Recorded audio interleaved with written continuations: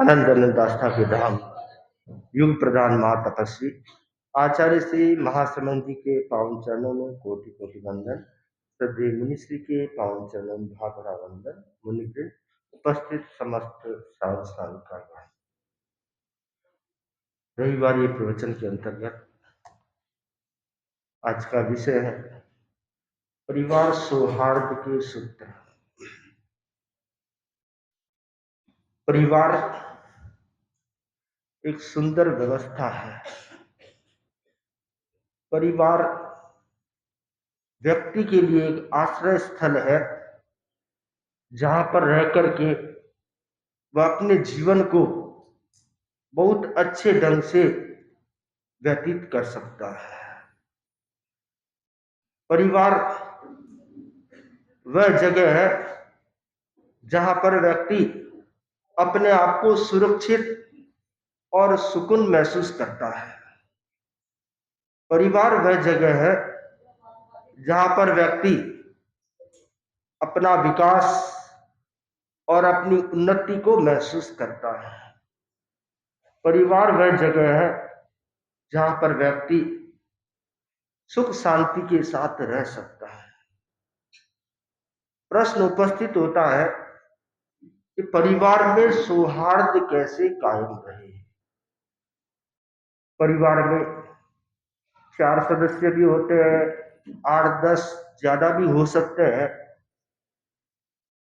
जो सदस्य है उन सदस्यों में परस्पर तालमेल कैसे रहे, क्योंकि तालमेल रहेगा तो ही सौहार्द रह पाएगा और तालमेल नहीं रहेगा तो सौहार्द नहीं रह पाएगा।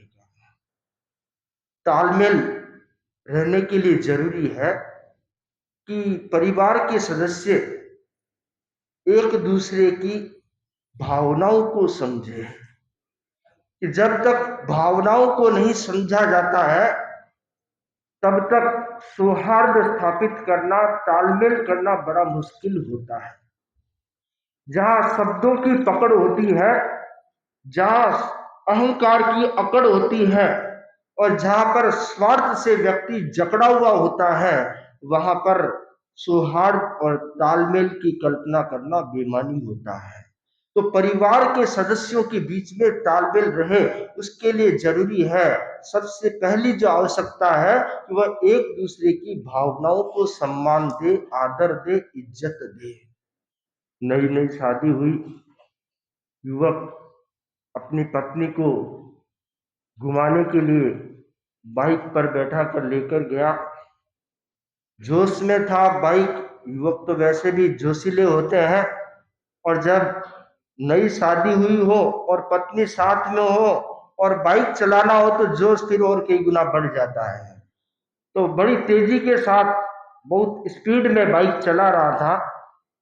पत्नी घबरा गई, इतनी तेज स्पीड में कहीं कुछ हो गया तो। पत्नी ने हाथ से इशारा किया, गाड़ी रोको। गाड़ी रोकी। रोकने के बाद पति ने पूछा, क्या हुआ, गाड़ी क्यों रुकवाई? कि गाड़ी जरा तेज चला रहे हो, थोड़ी सी धीरे चलाओ जिससे आराम से सफर कर सकें। पति ने आओ देखा न ताव देखा, पत्नी के गाल पर एक चांटा मार दिया कि बाइक चलाना तेरा काम नहीं, मेरा काम है। तुम्हारा काम तो बैठना है। मैं चाहूं तो तेज चलाऊं, चाहूं तो धीरे चलाऊं, मेरी मर्जी है। ठीक है, कोई बात नहीं। घूम करके शाम को घर लौटे। रात को खाने का टाइम हुआ। पत्नी ने खिचड़ी बनाई और खिचड़ी परोसी। जैसे ही युवक खाने बैठा, एक कोर मुंह में लिया और थू थू थू, क्या खिचड़ी बनाई, इसमें तो इतना कंकर भरा है, इतनी मिट्टी है और इतना अधिक नमक है। पत्नी पास में आई और जोर से एक चांटा मारा। आपने तो नहीं मारा होगा। खिचड़ी बनाना मेरा काम है, आपका काम नहीं। आपका काम तो खाने का काम है। अकल ठिकाने आ गई। पत्नी ने कहा कि जब तक आप अकेले थे अपनी मर्जी से चलते थे, गाड़ी तेज चलाओ धीरे चलाओ कोई फर्क नहीं पड़ने वाला था। परंतु जब शादी हो गई है, परिवार बना लिया है, साथ में रहना है, तो एक दूसरे की भावना का सम्मान करना पड़ेगा। आप मेरी भावना का सम्मान करो और मैं आपकी भावना का सम्मान करूं, तब कहीं जाकर दोनों का साथ रहना शांतिपूर्ण हो सकता है, सौहार्दपूर्ण हो सकता है और तालमेल अच्छा रह सकता है। जहां पर व्यक्ति अपनी इच्छाओं को दूसरों पर थोपने का प्रयत्न करता है, वहां पर तालमेल विघटित हो जाता है, वहां सौहार्द स्थापित नहीं हो सकता है। तो तालमेल बनाए रखना है तो एक दूसरे की भावनाओं को कद्र करे, सम्मान करे, एक दूसरे को इज्जत देने का प्रयास करे। परिवार में छोटे सदस्य भी होते हैं, बड़े सदस्य भी होते हैं, सबके अलग अलग विचार होते हैं, अलग अलग बुद्धि होती है, अलग अलग भावनाएं होती है, अलग अलग समझ होती है, अलग अलग तरह की सोच होती है। तो उन सब को समूह में जब रखना है, तालमेल के साथ रखना है, तो एक दूसरे को सुनना होगा, एक दूसरे की बात को, उचित बात को सम्मान देना होगा। कई बार छोटे बच्चे भी बड़ी बात कह देते हैं। दो भाई, छोटे छोटे भाई थे, खेल रहे थे और पापा वकील के साथ बात कर रहे थे। वकील आया हुआ था घर में और उससे बात कर रहे थे। बात क्या थी कि दोनों भाइयों में झगड़ा था और भाई का भाई के साथ केस चल रहा था। उस संदर्भ में बात चल रही थी। तो पापा ने उन बच्चों को डांटते हुए कहा, तुम आवाज मत करो, झगड़ा मत करो। खेल रहे थे, खेलते खेलते झगड़ा करने लग गए। तो झगड़ा मत करो, हम बात कर रहे हैं, डिस्टर्ब होता है, झगड़ा मत करो। छोटा सा बच्चा था, 4-5 साल का, क्या समझता है, परंतु उसके मुंह से बोल निकले कि पापा हम तो ये घर पे झगड़ा कर रहे हैं, आप तो कोर्ट में जाकर झगड़ा कर रहे हैं। आप अपनी ओर देखिए। ये बात कही और पापा के दिमाग में लग गई कि देखो, बात बड़ी मार्मिक कही है और बड़ी अच्छी बात कही है कि हम तो यहाँ घर में, बच्चे घर में झगड़ते हैं, बच्चों का क्या, थोड़ी देर झगड़ेंगे, साथ हो जाएंगे, परंतु हम तो भाई भाई कोर्ट में लड़ रहे हैं और एक दूसरे से दूर हो गए हैं। तत्काल उनके दिमाग में बात बैठ गई, बच्चे की बात बैठ गई और भाई से मिल करके सुलह कर लिया, समझौता कर लिया, कोर्ट से केस उठा दिया। तो कई बार छोटे बच्चे की बात भी महत्वपूर्ण हो जाती है, कई बार बड़े बुजुर्गों की बात महत्वपूर्ण हो जाती है, कई बार स्त्रियों की बात महत्वपूर्ण हो जाती है, कई बार भाइयों की बात महत्वपूर्ण हो जाती है। तो परिवार में जब सारे लोग हैं तो सारे लोगों की भावनाओं को, बातों को इज्जत दें, सम्मान दें और अगर उचित है तो उसका उपयोग करें, उसको महत्व दें, जिससे परिवार में सौहार्द कायम रह सके। परिवार में सौहार्द रहे, उसके लिए जरूरी है कि एक दूसरे के सहयोग की भावना, जहां सहयोग की भावना होती है वहां पर भी प्रेम बढ़ता है। सहयोग यानी सेवा की भावना। परिवार में सेवा की भावना नहीं होती है, सिर्फ खुदगर्ज लोग होते हैं, तो वहां पर फिर तालमेल नहीं रहता, वहां स्वार्थीपन बढ़ जाता है। तो वहां पर अगर सहयोग और सेवा की भावना, जब जिसको जरूरत पड़े तब हम तैयार हैं, इस प्रकार की भावना होती है, तो वह परिवार में तालमेल और सौहार्द कायम रह सकता है। आज की बहुत बड़ी जरूरत है, परिवार में सौहार्द रहे। आज के परिवार कैसे है? छोटे परिवार है, 4 सदस्य, उससे भी कम 3 सदस्य। और छोटे परिवारों में मोबाइल के कारण संवादहीनता बढ़ती जा रही है। सुबह से शाम तक अपने अपने काम में लगे रहते हैं, रात को घर लौटते हैं, भले ही डाइनिंग हॉल में बैठे हैं, परंतु किसके साथ बैठे हैं? अपने अपने मोबाइल के साथ बैठे हैं। किसी को भी अपनी दादी, माँ, दादा, पिताजी, बेटा, भाई, उससे कोई मतलब नहीं है।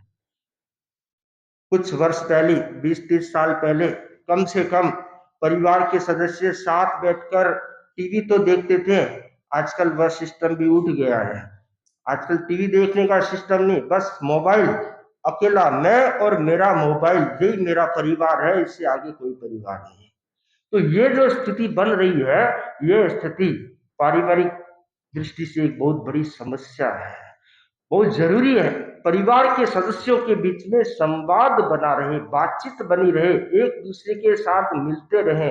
मिलते तो रोज हैं, परंतु संवाद नहीं होता है, बातचीत नहीं होती, एक दूसरे के दुख दर्द की बात नहीं कही या सुनी जाती है। बहुत सारी बहनों की शिकायत रहती है कि महाराज उनको हमारे से बात करने की टाइम ही नहीं है। सुबह उठते हैं, ऑफिस चले जाते हैं, रात को आते हैं, फिर मोबाइल में व्यस्त हो जाते हैं, फोन में व्यस्त हो जाते हैं, फिर सो जाते हैं, बात कब करें। बच्चों से टाइम करने की बात करने की फुर्सत नहीं है। तो ये जो संवादहीनता की स्थिति है, यह भी परिवार के विघटन का कारण बनती है। तो परिवार के सदस्यों के बीच में संवाद होना चाहिए। इसलिए कहा गया है कि कम से कम एक समय का भजन और एक समय का भोजन परिवार के सदस्यों के साथ होने से ये संवादहीनता की दूरी है वह कम हो जाती है। परंतु न भजन साथ में है, न भोजन साथ में है। तो बहुत जरूरी है, ये दोनों जो चीजें हैं बहुत ही महत्वपूर्ण है। परिवार परिवार को जोड़ने के लिए संवाद को बनाए रखना, तो परिवार में सौहार्द स्थापित रह सकता है। तो परिवार में सौहार्द आपकी सबसे बड़ी ताकत है। परिवार के सदस्यों की ताकत क्या है?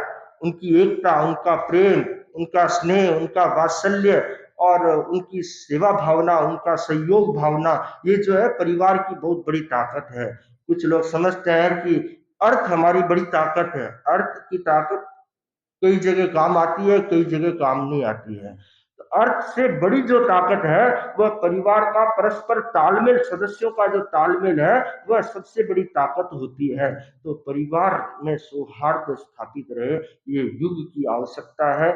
मानसिक शांति, स्वास्थ्य की दृष्टि से विचार करें कि आदमी स्वस्थ कब रहेगा? जब मानसिक टेंशन कम होगा या नहीं होगा तब स्वस्थ रहेगा। अगर परिवार में टेंशन है, रोज की किचकिच है, रोज का लड़ाई झगड़ा है, रोज का वाद विवाद है, तो फिर शरीर कैसे स्वस्थ रहेगा? मन कैसे स्वस्थ रहेगा? कैसे धर्म ध्यान करोगे? कैसे दूसरा काम करोगे? कुछ भी नहीं कर पाओगे। अगर दिमाग में टेंशन है तो कोई भी काम करोगे तो सही नहीं हो पाएगा। तो परिवार की शांति सबसे पहली आवश्यकता है। तो परिवार की शांति कब होगी? जब सब संवाद करेंगे, आपस में बैठ करके बातचीत करेंगे, तब परिवार में शांति हो पाएगी। कुछ लोग ऐसे हैं जो मोबाइल के गुलाम है। गुलाम समझते हैं आप? मोबाइल के दास। मोबाइल बोस है और उसके दास है। जैसे ही घंटी बजती है उसको देखना जरूरी है, जैसे ही मैसेज आया उसको देखना जरूरी है। ये जो गुलामी है, ये गुलामी बहुत बड़ी समस्या है। मोबाइल आपका गुलाम हो, ये बात तो समझ में आती है कि इंसान उसको भोगने वाला है, उसका उपयोग करने वाला है। वह चाहे जितना चाहे तो उपयोग करे, चाहे तो नहीं करे, ये स्थिति होती है। कुछ लोग आजकल मोबाइल का उपवास भी शुरू कर दिया है। जैसे मोबाइल, एक दिन में 3 घंटा मोबाइल का उपवास, एक दिन में 5 घंटा मोबाइल का उपवास, मतलब 5 घंटे मोबाइल का उपयोग नहीं करेंगे। तो ये जो स्थिति है, मोबाइल का गुलाम बनने की जो स्थिति है, वह वास्तव में बहुत ही नुकसानदेह स्थिति है। तो इस स्थिति से बचने के लिए प्रयास करें कि कम से कम प्रतिदिन 1 घंटा अवश्य मोबाइल का उपयोग करने का त्याग करें। उपयोग यानी जो मनोरंजनात्मक उपयोग किया जाता है, टाइम पास करने के लिए उपयोग किया जाता है, उस उपयोग का त्याग करने का प्रयास करें। जिससे मोबाइल से दूर रहेंगे तो आप परिवार के सदस्यों के पास आ जाएंगे, उनसे डायरेक्ट बात कर पाएंगे, उनसे पूछ पाएंगे, उनसे साथ में हिल मिल करके खा पी पाएंगे और रह पाएंगे।